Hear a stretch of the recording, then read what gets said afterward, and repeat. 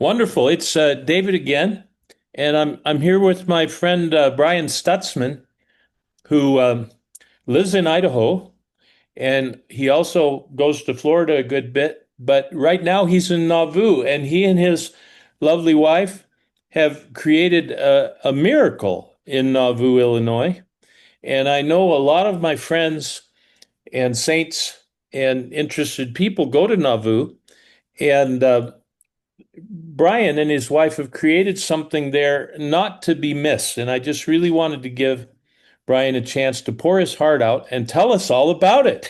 So if you go to Thanks, David. Nauvoo or you know anybody that's going anywhere near Nauvoo, that you can go yourself or tell your friends to make sure that when they're in Nauvoo, not to miss what Brian and his wife is it Elena? Elaine. Yeah. His wife Elaine have created there. So, Brian, why don't you go ahead and Yeah. just tell us what you've David, got going on there? you've, done, you've done a great service for us. Thank you. We do want to invite people who watch your show and their friends. And if you know somebody coming to Nauvoo this summer, please come see us. We started a museum we bought this building about a year and a half ago. It's called the Martydom Stories Museum. And where we're at is we're on Mulholland, about a block from the temple. And it's a no charge, just come, learn some things. We've got some great research, some great history here. We're open till the end of pageant, which will be August 2nd. It's when we'll go back to Idaho for the season. We'll be back out here Memorial Day, perhaps a little bit earlier. We're open actually later. The historic sites down in the flats that the church runs, Carthage Jail, things like that, they all close at 5. We are normally open till 8 or 9. We have more people after 5 than before 5 on most days. We've been open 2 weeks, just over 2 weeks. We've had about 300 people in our place here.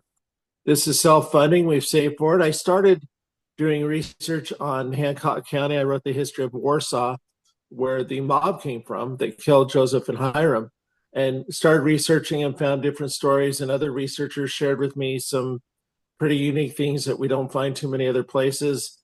We documented, and almost every time I share some of these, whether it's the prophecies of Joseph Smith that he did here in Nauvoo, or around the time of his death, the Buena Vista prophecy, the prophecy to Dan Jones, some of these other things, people says, I never heard that before. That's exciting.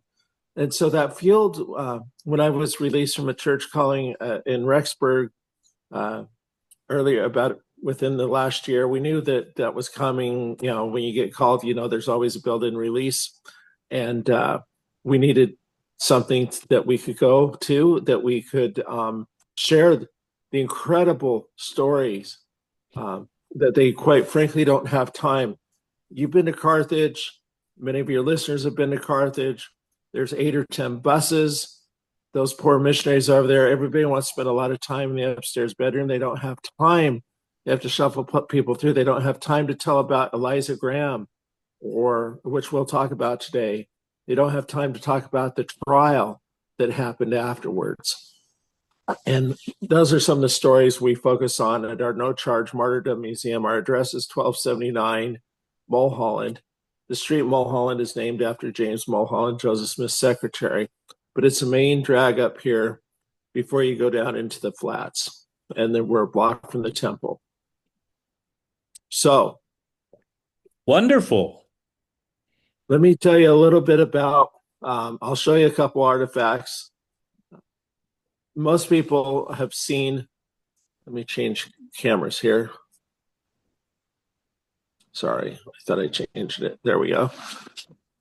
The death masks. The originals are in Salt Lake, and there's a lot of copies. What makes this unique here, because we kind of prepare people to go to Carthage, this pair of death masks were made from the original in Salt Lake. So they're as near perfect of replica as you can get. Most people don't realize in Carthage bedroom upstairs, Joseph not only had one gun, but he had two guns. See, he wasn't convicted of anything. He was waiting a hearing, and the people in Carthage, basically, some people told him it was the safest place to be. Well, how safe was the bedroom at Carthage jail for him? Not very safe. As the mob came up the stairs, they started shooting. They killed Hiram almost immediately, right? Yeah. Joseph took out that pepper box, shot 6 times down the stairway. It's been said that he hit 3 people because 3 bullets jammed, 3 bullets fired. That fall, a grand jury was convened. 9 people were indicted for the murders of Joseph Smith. That wasn't the exact charge, but essentially that's what it was. In May of 1845, so 180 years ago this month, they had a trial. 5 people showed up, 4 people disappeared. It was said that 3 people of the 4 that didn't come had physical wounds from Joseph's bullets, and if they would have shown up at the trial, they would have been convicted because there was physical evidence that they were there. That's some theories.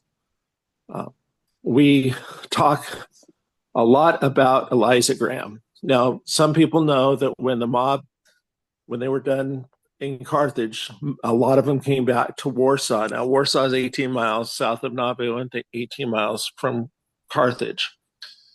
It was June 27th, 1844. It's about 7:15. The first of the mob makes it to this restaurant at the hotel restaurant called the Warsaw House. That building was torn down in 1899. There's a new house over the top of it. So it's a historic site. It's not the building if you go to Warsaw.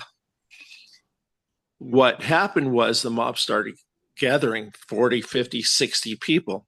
They're hungry. They're bragging about what they just had done in Carthage.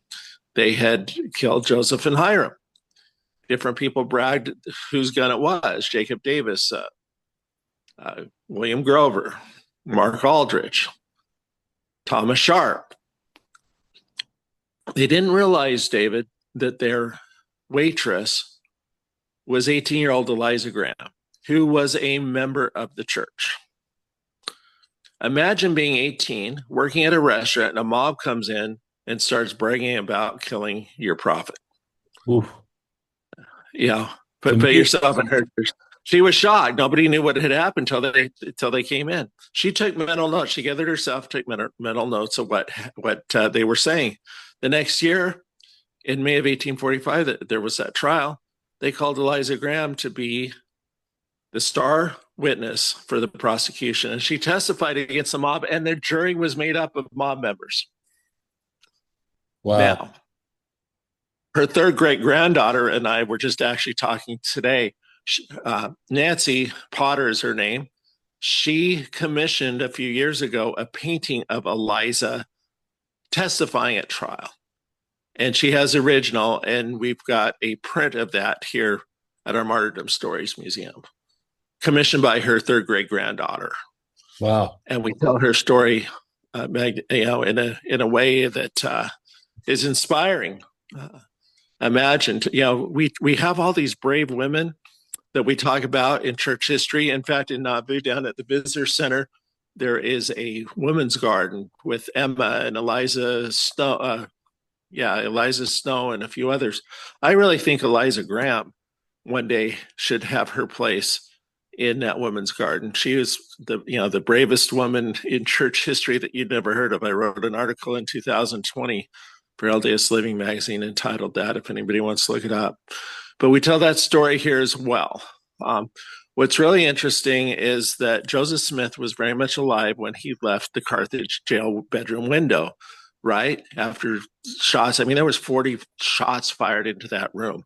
But he was shot a couple times, hit a couple times, and he jumped out of the window yelling, "Oh Lord, my God," right? The beginning of the Masonic cry for help. There are multiple accounts that they took a very much alive Joseph Smith, put him up against a well, and a firing squad led by Colonel Levi Williams from Green Plains, and they put him up against the well and shot him firing squad style. Okay, multiple accounts of that. It's interesting that the court case was the people versus Colonel Levi Williams, the director of the firing squad. That was the name of the court case. The last thing we end with is after we talked about Eliza Graham, and again, some of the prophecies, is just this incredible story of Joseph Smith. When Joseph was martyred, the widespread sentiment in the media in the country was Joseph Smith, the Mormon prophet, is dead, thus ends Mormonism. That was in the New York Weekly Herald. There were several people who disagreed. One editor of the New York Tribune in July 20th of 1844 wrote, Joseph Smith has carved out for himself a title to a page in the history of his country. Well, in 2015, and we have a picture of that editorial as well as this, January 13th, 2015, the Smithsonian Magazine rates top religious figures, and Joseph Smith is listed as number one and gets a page and a half in the history of his own country, just as this New York Tribune editor had predicted. That's kind of a powerful thing, considering that there was tens of thousands of different religionists throughout the American, Joseph was on the frontier, but throughout the American history experience, there was hundreds, if not thousands, if not tens of thousands of religionists.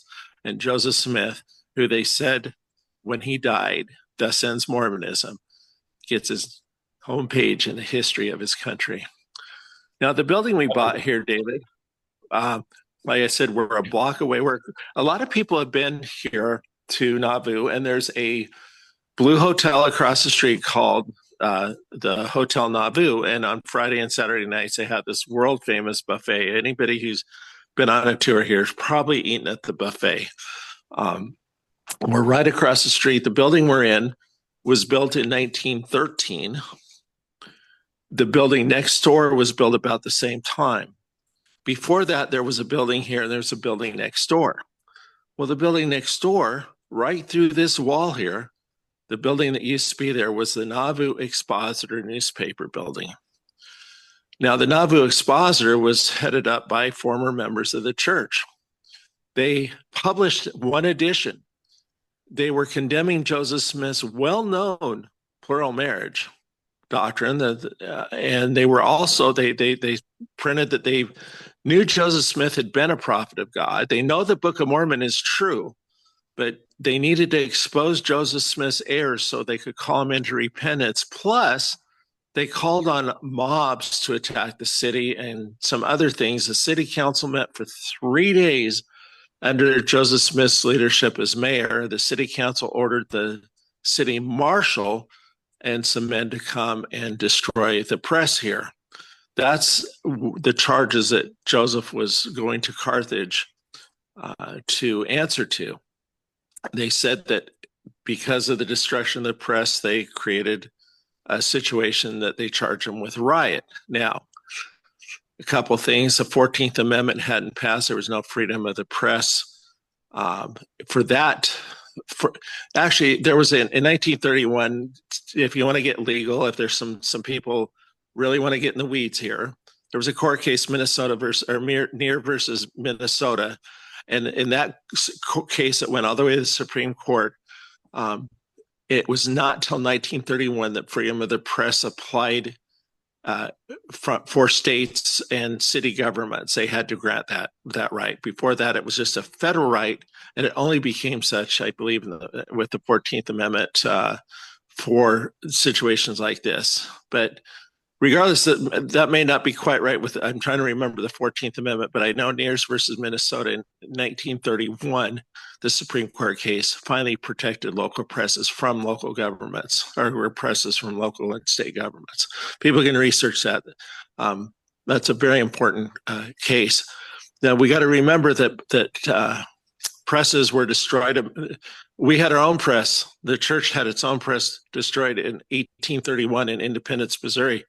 You might recall the story of Mary Lightner Rollins and her sister going through the cornfields with sheets of paper from the Book of Commandments, hiding from the mob in the cornfield. We had our press destroyed by a mob there, and nobody said it was illegal. Nobody got in trouble. So we were practicing local precedent. We were one state away from Missouri. And of course, Neers versus Minnesota had not been heard and decided upon until 1931 by the Supreme Court. So anyhow, they took Joseph to Carthage, Joseph went to Carthage to answer for that charge. And while he was there, because the city council, because Joseph had declared martial law on the city of Nauvoo, also, when they couldn't get right to stick, they charged him with treason. And the reason that becomes important, treason for declaring martial law, the reason that becomes important is that there was no bail allowed. Joseph could not post bail, and that's why he was in Carthage. That's why they held him. That's why he went to Carthage jail. When he was assassinated, he was supposed to have his hearing before he was assassinated, but without really doing this in front of his attorney and in front of him, they moved his court date back, his hearing date back to the 28th Friday, and he was killed on Thursday, the 27th of June, 1844. So we can get in the weeds. We can keep it really high level as people come here. The message simply, David, is this, and you said this up front. If anybody's watching, if anybody is coming to Nauvoo, if they know of people coming to Nauvoo, if they have neighbors, friends, whatever, would appreciate a shout out, a mention. Say, hey, make sure that you go see this Martydom Stories Museum. It's relatively new. We had a soft opening last year when we got the construction done for 8 days in August. And we opened 2 weeks ago. And we don't mind doing this. We've donated a lot of our own time and money.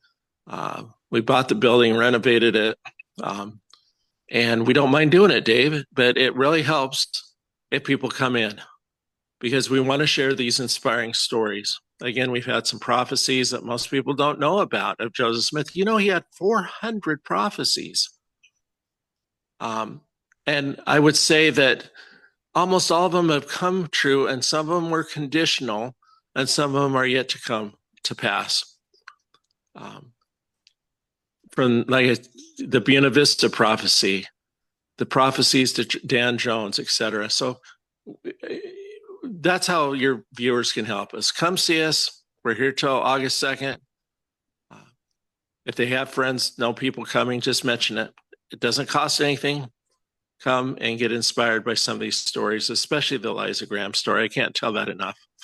She's just an outstanding example of church history, of faith, courage, and dedication, devotion to what she knew, to her conviction. She was dedicated to her conviction of the truthfulness of the gospel. What else can I tell you, David? Brian, can you give us a little walk around through the museum there just to give us an idea of what's there? Or? I'll show you a few things, but you got to come. Okay. All right. I'm not asking if you walk through quickly, people will just get a feel for it but they won't see everything, you know. I don't know. Whatever you want to do is fine. Yeah. No, we'll show you a few things here. Oh, just that. That's great. Yeah. That's beautiful. And that's some over here. And again, we've got a painting commissioned by Eliza Graham's third great granddaughter. And that's coming and seeing in and of itself. Yeah. Wonderful. This is just my own kind of odd question. A death mask. Can you tell me what it is? That something where they took Joseph and Hiram's bodies and they put like plaster on their faces?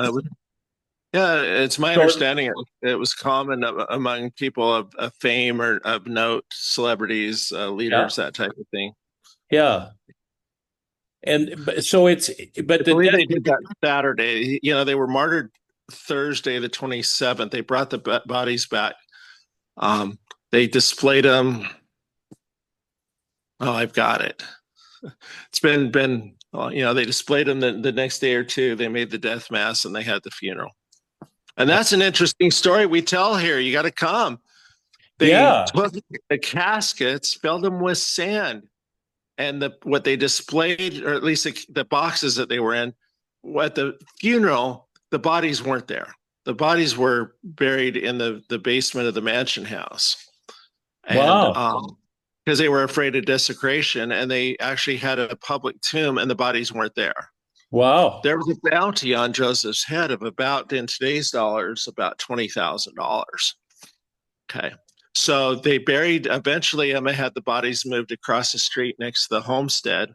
Yeah. And if people come here, they will not only show them this, but I'll tell them, a couple places to go that maybe they wouldn't normally be able to know about or see. Because again, there's just these missionaries have 10 or 15 minutes to tell about each site. Yeah. So they moved the bodies from near this beehive place. It's really close to the homestead. The river, come here, we'll tell you, we've got a panel that talks about the Keokuk Dam being built in 1913, the river changing, the river water rising, and the Smith family in 1928, along with the Community of Christ or the RLDS Church then. They were afraid that the rising river was going to wash away the hidden burial spot of Joseph and Hiram and Emma. So they, Joseph and Hiram, at least. And so the family didn't know where the bodies were. So they commissioned a group to come and find them. And it was a miracle that they found them. And then they reinterned them. And experts such as Shannon Tracy and others who have studied the pictures of 1928 and ran them through computer analysis realized that they misburied Hiram and Joseph. We've got that some pictures and some information. So when you go today, the headstone says Emma on the left, Joseph in the middle, and Hiram on the right. Well, Hiram and Joseph were misinterred, and Joseph is actually on the right. Okay. That's one of those things. Down the street here is a very significant grave site, the grave of a guy named Seymour Brunson, who it was at his funeral, Joseph Smith in 1840 gave revealed to the world the doctrine of baptism for the dead, or restored it, I should say. And then they Wow. started doing baptisms for the dead in the Mississippi River. And then when the basement compartment, or the apartment they called it, of the Nauvoo temple was completed, before the rest of the temple, then they moved baptisms for the dead to the partially completed temple. And we can get into details with anybody who wants to come and talk about that and get in the weeds that way. And the significance of baptism for the dead, because Joseph had seen his brother Alvin, who had died without the gospel.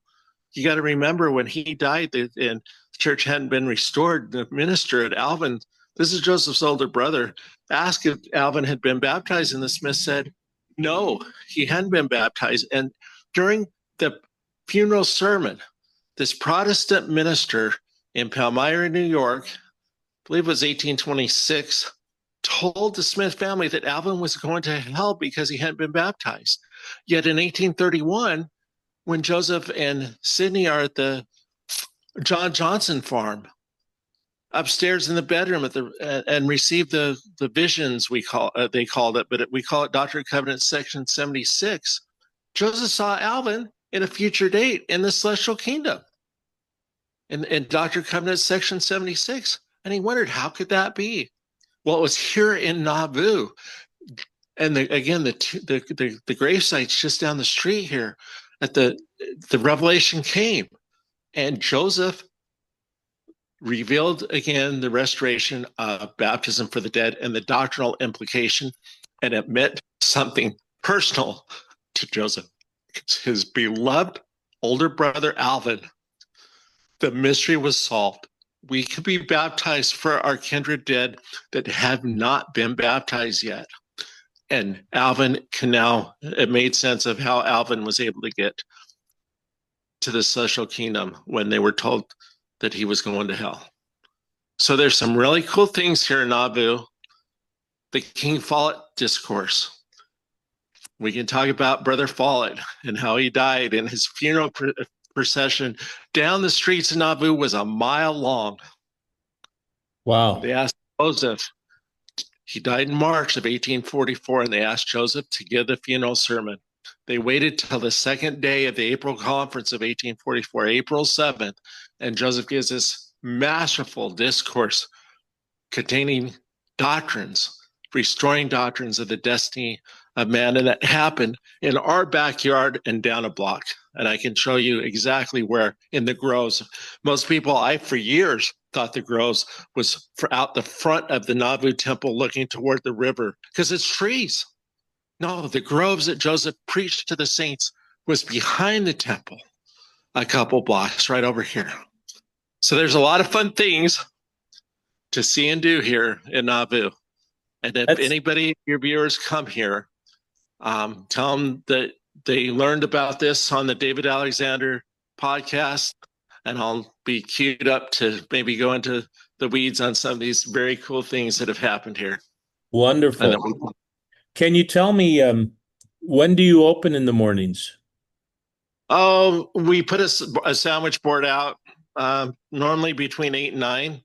So between 8 and 9, and then you close between 8 and 9 in the evening. Most days. Yeah, most days. Wonderful. We made an apartment upstairs for us to live in. It's not an Airbnb or anything when we hear. And so if somebody opens the door, it rings and we just come down. And so it's no big deal whether we have our sandwich board out till 7 or 8.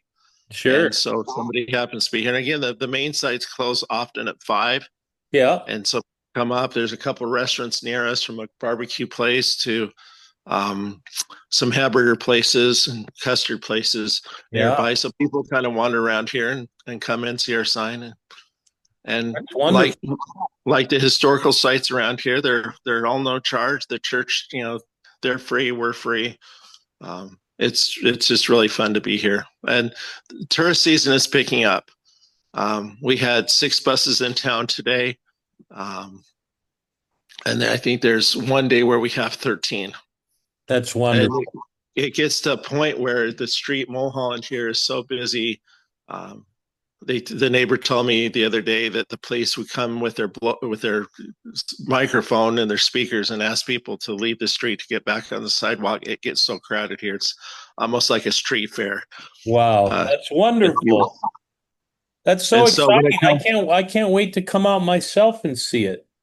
Would love you and your future wife. You're just a little ways away from getting married. Come out here. We got really blessed here because we're starting to understand the old saying that the importance of, they say in real estate, location, location, location. Yeah. We are so close for people. People go to the fudge shop, people eat at the buffet across the street, or the sandwiches places just in the next block. And so we're right here for everybody. That's wonderful. That's just great. Do you want to, I don't know if there's any point, but do you want to walk outside and just give people a picture of the front? Sure, would that be worth doing? Yeah. Let me change this camera here, if I can. And then, just kind of pan around and give them a... That's our logo in the Martydom Museum. Yeah. And we come out here. And so this is looking away from the temple. Yeah. The red front restaurant and Lot 19 restaurant, the Annie's custard, the buffet across the street, and then the barbecue, the fudge shop. And I'm going to walk across the street here, just in closing, show you where we are to the temple. So the temple is a big city lot, but we're seeing the top of it just over here. Yeah. It's beautiful, in fact. The river, you can almost see it here, just a block down, and then we're right here. And we're still working on, we may put some panels up on the outside. But it's a work in progress, but we've done so much work in the last year and a half, mostly remotely with contractors. That's beautiful. Now, I have one final question, and I hope it's not disrespectful or out of line, but these death masks, that's amazing to have first generation death masks of Hiram and Joseph. But that's essentially like a concave mold of their faces. Is that right? Yeah, yeah. Does anybody take Oh, one of yeah, those? combo. Does anybody take one of those death masks and then make a mold from the death masks of Joseph's face so we can get an accurate idea of what he looked like? Why isn't that done? Is that just considered not appropriate? So your question is, why don't they take the death mask and do what? Well, if you take the death mask, which is a reverse image of Joseph's face, and you put oil or something to keep it from binding, and then put silicone or something into the death mask and let it set, you'd have a mold of Joseph Smith's actual face. Mhm. Well, I'm not. How would that be different than the death mask itself? Because that's a mold of Joseph's face, right? But you're looking at a reverse image of his face rather than what his Well, actual face would look like if you were looking at his so face. I think the way they made that is to replicate what it would look like. Oh, okay, so that's what that is there. Okay, so those are death masks. Right. That Right. is made from Yeah. okay. Thank you for straightening me out. That's amazing. And so that's among the very first generation ones that were made. Yeah. It was a copy of the first generation one. This one wasn't made too long ago. Yeah, This is on loan from Craig Dunn, yeah. who actually lived here for a number of years and did a tour, a martyrdom tour. And he and his Wow. friend Ancestors are starting those. They're 3 hour tours. You Wonderful. grew up with Gilligan's Island, that makes sense. 3 hour Yes. tours. They do a 3 hour phenomenal. tour, a 3 hour tour. So shout out to my friend Shane and Craig. They're going to be doing some martyrdom trail tours, and of course, the most significant day of the year for the subject of martyrdom, the Martyrdom Trail and the Martyrdom Museum, Martyrdom Stories, is the day of the martyrdom, and they have a really nice, important ceremony in Carthage, June 27th. Every year, Yeah, and we're going to be doing a pretty important trail tour that day. I talked to Craig this morning, and we've got that kind of coming down the pike. So there's a lot of fun things here in Nauvoo. We've had people come here, and this is the first place they've come, and we kind of tell them three or four, yeah, ask them what they'd like to see, what their interests are, and be able to maybe point them in the right direction. There's a new visitor center being built here. Uh, there's 3 visitor centers right now, or 2. This will be the third one. Um, it will be the other 2. One is open, one's closed, and the other one's being built. There's some really cool stuff here. So sounds guys wonderful. come But out. thank you for coming on and sharing all this, and I'll look forward to just letting people know about it, and hopefully, it'll raise the profile and people's awareness of it. Yeah. Like Yeah, I told you a few minutes ago, we love doing this, but we love it more when there's people here and we can share sure. the stories that I'm passionate about. Stories of the restoration. They ring true. They are true. Yeah. There's just some phenomenal things that happen, and we just sometimes don't have time to talk about them. And that's why my wife was very supportive, and we're doing this. That's so wonderful. We're And funding so it. you've actually studied the history of this for what, 20 years or something, haven't you? Yeah, I got really heavy into it about 12, 13 years ago when I started writing the history of Warsaw. Did a lot of Yeah. Hancock County research over the years. Been out Yeah. here so many times. It just made natural sense to buy a place here. Wonderful. Wonderful. That's Okay. great. Well Take done. care. Well done. Thanks so much. All And right. you can expect to see me at some point. I show up there. I'm going to have to go to Nauvoo. I don't know how I can avoid it. Why would I want to avoid it? And when I'm there, of course, I'll stop in and visit. I want to see everything that you have on display there.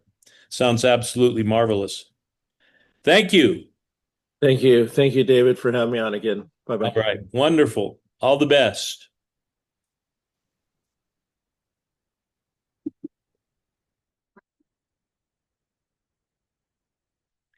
Just a reminder, if you like the video, if you like what we're doing, please try to remember, hit like, hit subscribe if you're not subscribed, and also hit the notification bell so when we put something out, you get a little notification of it. Love you all. Bye-bye.